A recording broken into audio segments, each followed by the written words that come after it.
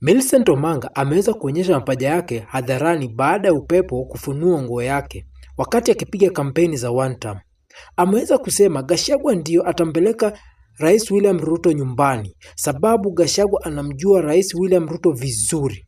Watu wameweza kushangilia walipoyaona huku wakicheka kwa furaha.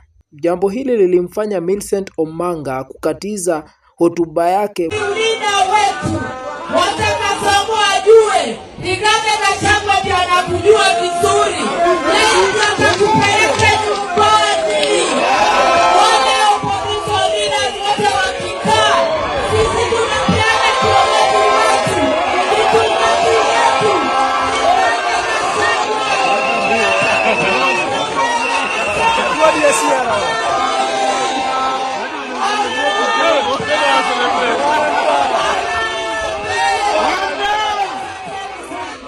Thank you for watching. Kindly don't forget to subscribe and share.